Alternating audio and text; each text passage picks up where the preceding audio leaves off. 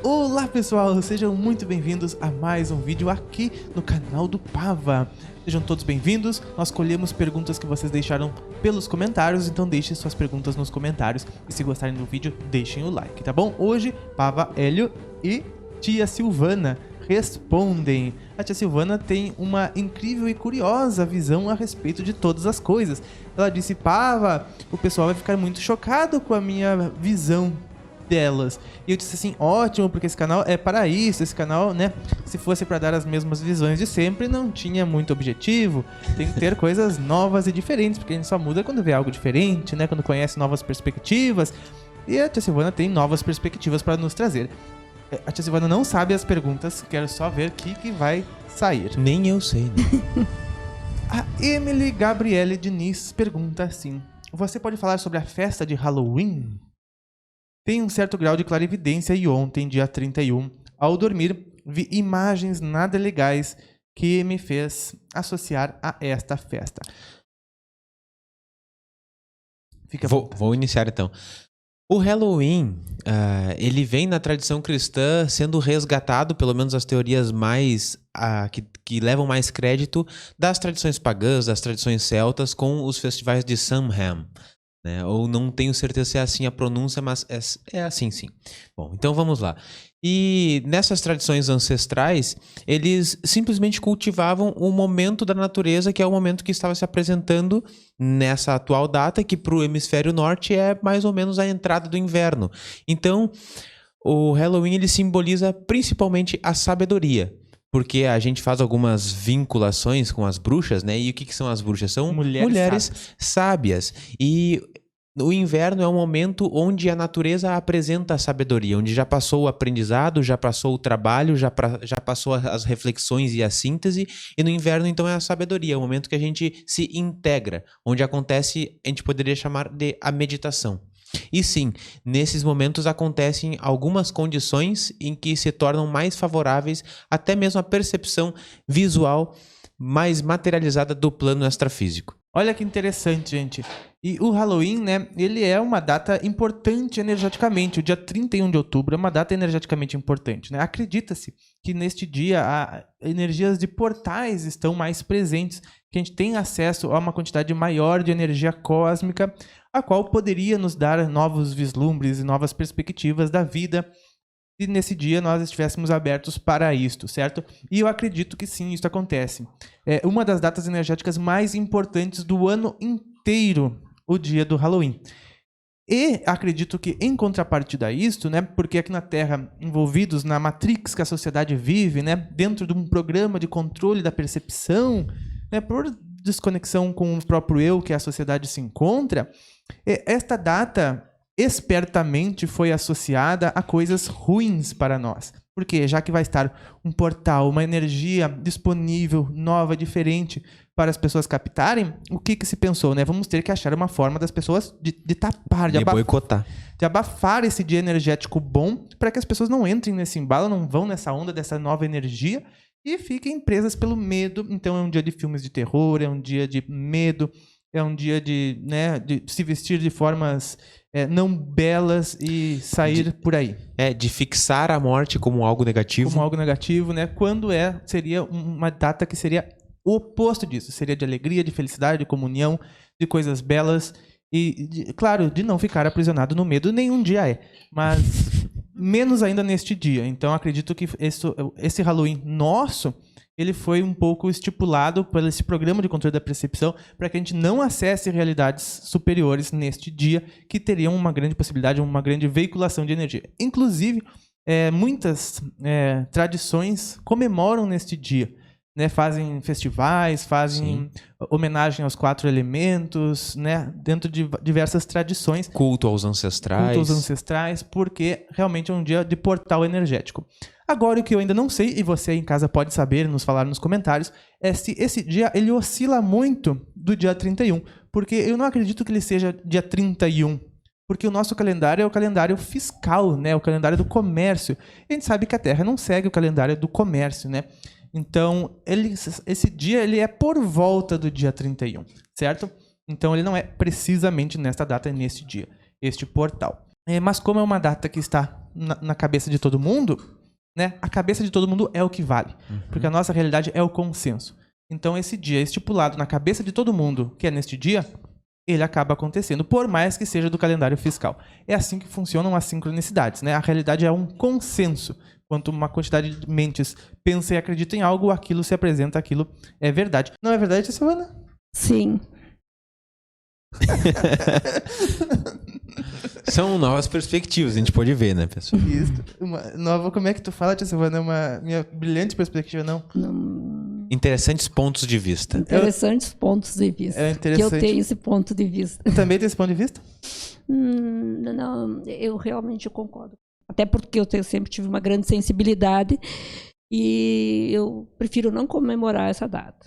Como se fosse assim, outra data assim, que eu acho bem complexa, é o carnaval. Tem uma outra energia bem complexa, então não sei de onde que vem isso em mim, mas eu nunca gostei de comemorar essa data. Prefiro ficar em casa e bem quietinho. Tia Silvana, como ela tem uma sensibilidade bastante boa, né? Ela percebe o campo da humanidade com mais intensidade, né? No carnaval, as energias realmente estão bem desafiadoras ao perceptivo.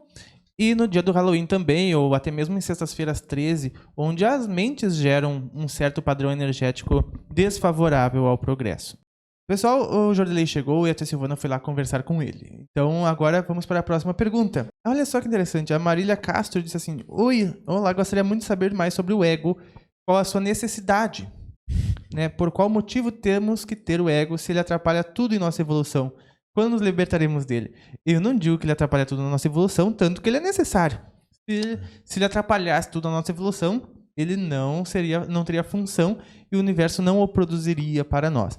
Eu penso e sinto isso, é mais do que pensar, que a gente só consegue evoluir, nós só consigamos chegar à grande consciência ou a deusa, como quisermos chamar, através do ego. Só que a gente pode trabalhar com o ego desarmonizado ou com o ego harmonizado. E o nosso trabalho aqui, enquanto seres humanos, enquanto carregamos fortemente esse ego, é trabalhar para harmonizar esse ego. E depois a gente consegue galgar novos degraus. Porque é só, gente, nós passando pelas coisas que o ego nos traz, que nós vamos evoluir todos os âmbitos e partes da nossa vida. Só. Porque a gente, inclusive, vem para ter este ego, né? Para que... Com o ego, o que ele é, né? É a construção que a sociedade fez sobre tudo e nos passou, certo? É aquilo que a sociedade diz que é. E nós compramos. E nós compramos, né? Que eu sou uma pessoa, que eu sou isso, que eu sou aquilo, que eu preciso ter mais que os outros, que eu tenho que competir, que eu tenho que fazer isso, que eu tenho que fazer aquilo. E o triunfo da alma é o triunfo sobre o ego, né? Ou seja, o exercício do nosso espírito é feito pelo ego. Então, como que nós vamos crescer o nosso espírito, desenvolver o nosso espírito, sem aprender as coisas que o ego... Sem aprender os caminhos desfiladeíricos que o ego pode nos levar, né? Então, a alma se fortalece, o espírito se fortalece e aprende sem não tem como cogitar o quanto o espírito aprende com o ego. Então, o ego é necessário. A tia Silvana, que estava aqui, ela gosta muito de estudar os arquétipos, né? Os símbolos. E se a gente olhar um animal, é difícil que a gente consiga dar um direcionamento para aquele animal se ele é muito rebelde, se ele é selvagem. Ele precisa ser mais domesticado para que a gente dê um direcionamento. E aí eu lembro dos símbolos do Minotauro e do Centauro, Pava. Um ego desarmonizado, que é o que eu comentei, é quando apresenta-se em nós a figura do Minotauro, que é quando a cabeça está de animal e o corpo de homem. É um ego selvagem. Mas através de um bom direcionamento dessa ferramenta, a gente torna-se o centauro, né? Aí há o ser humano imperando sobre o animal. E depois tem um outro passo, que é aí o ser humano, esse que está em cima, ser conduzido pela grande consciência. Aí a gente evolui. Esse aí até me lembra o Ra, que tem o sol sobre a cabeça. Exato. Tem uma outra coisa que a gente pode falar sobre o ego também, que é utilizar o ego no formato escudo ou no formato espelho. Se nós entendermos que tudo são egos, né? Tudo são partes e estão separadas e nós estamos separados, a gente utiliza o ego sendo escudo, nos defendendo dessas outras partes.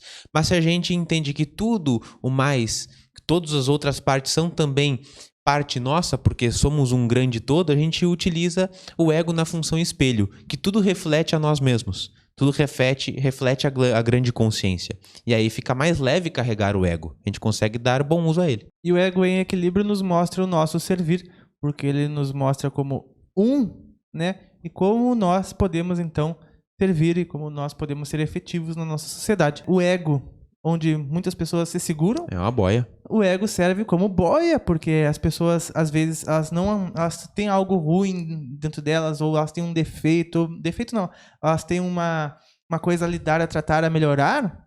Digamos assim, elas são muito raivosas, né? E o ego dela diz que não, ela é maravilhosa. Bem, pode ser maravilhosa. Isso me fez lembrar a história do anão disforme. O anão disforme que ele acreditava que ele era muito lindo. Só que aí, por alguma razão, ele olhou-se no espelho e descobriu que não era tão bonito assim. E a vida dele acabou nesse dia. Ele vivia muito bem achando que era lindo. Até que descobriu que não, né? Então o ego às vezes serve de boia. E daí, aos poucos, a gente vai se preparando para defrontar com os nossos defeitos, entre aspas, né? Com os nossos pontos a melhorar. E se aceitar da forma como realmente se é, e não a que o ego tapava, né? Então, aos poucos, a gente tem que também ir abandonando o ego, porque ele também serve como boias assim. E olha só, o Rogério Tusk disse que legal, né? Porque a gente tá falando sobre os contratos de alma, e a gente explicou neste vídeo aqui o nosso interessante ponto de vista sobre esses ditos contratos, né? Que a gente mostrou de uma forma diferente, não como contratos. Certo? Porque não é adequado, no meu ver, falar contratos, né? Porque tudo no universo muda a cada 14 segundos e meio e tudo tem um propósito de evolução. E olha o que o Rogério Tusk falou, né? Eu creio que o contrato, né, seria termos a consciência dos prós e contras da vida encarnada. É perfeito, né? Porque a gente está indo para a encarnação, está indo para a matéria, a gente sabe o que a gente precisa evoluir, a gente sabe o que a gente não precisa e faz as definições para que a gente aprenda o melhor, da melhor forma e não saia muito da linha da evolução que a gente espera ter, né? Tendo riscos de cair em erros novamente do passado, porque todos que estão na matéria estão correndo risco de cair em erros, né? A todo momento, porque são escolhas. O que nos difere de povos avançados do espaço são as escolhas feitas a cada segundo, a cada momento, as escolhas feitas. É como uma viagem.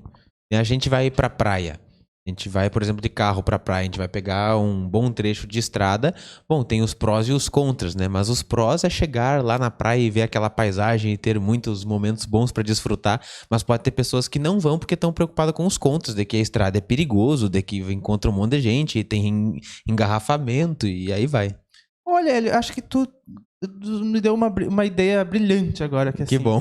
Porque agora eu relacionei, por exemplo, com isso, com uma viagem, a nossa vinda para a Terra. Sabe por quê? Porque a gente quer chegar na praia, né? Aproveitar o mar, desfrutar da areia, do sol, que coisa magnífica. Tomar uma água de coco. Mas nós só vamos conseguir isso se a gente for até a praia, porque a gente mora a 300, 400 quilômetros da praia. É. Então a viagem seria a encarnação. Tá lá um pouco apertado dentro do carro, né? É chato ficar lá 4 horas de viagem, 5 no nosso caso, né? Dá uma paradinha aqui, uma paradinha ali. Mas fica lá. Tu pode dizer, é muito ruim encarnar, é muito ruim fazer a viagem. Mas depois vale a pena porque a gente vai poder desfrutar da praia e de tudo que a gente aprendeu nessa viagem, né? Verdade. Faz muito sentido. Então, bem interessante, esse interessante ponto de vista. O que a gente pode fazer é deixar a viagem um pouco mais tranquila, mais legal, ir com pessoas legais. Aproveitar a viagem também, né? Exato. E sabendo os caminhos que vai tomar, não, né? Esse caminho aqui é mais demorado, né? Esse caminho aqui tem pedras no caminho. Esse caminho aqui tem pedágio. Tem pedágio. Esse caminho aqui é reto pra praia, né? Se o caminho reto é o mais... Quem diz que o caminho reto é o mais curto, né? Quem diz que o caminho reto é o mais curto? Até porque no universo não existe linha reta, vocês sabiam disso? Não existe linha reta. Se a gente for traçar uma linha reta aqui, a gente tem que ver que o planeta Terra já girou, que já andou pelo espaço, e essa reta foi uma curva, uma espiral. É verdade. Né? Então, e quem disse também que a linha reta é a menor distância entre dois objetos? A menor distância entre os dois objetos é não ter distância, é a interconexão do universo a qual nós temos, né? Distância existe na matéria. Não é verdade? E a tia Silvana tinha falado uma coisa muito interessante. Por que as pessoas estão pirando porque a realidade está mudando muito rápido. E não conseguem acompanhar porque há um apego muito forte ao que era até então. Isso, daí tudo mudou, a pessoa já não tem mais onde se segurar. E a gente espera que você tenha gostado desse vídeo. Deixe o seu like. Se você gostou, compartilhe com seus amigos. Agradeço por sua inscrição aqui no canal. Se você não é inscrito, se inscreva. Deixe suas perguntas nos comentários para que a gente debata e converse nos próximos vídeos. Um maravilhoso final de semana para todos vocês. Nós nos vemos nos próximos. Um grande abraço e até mais.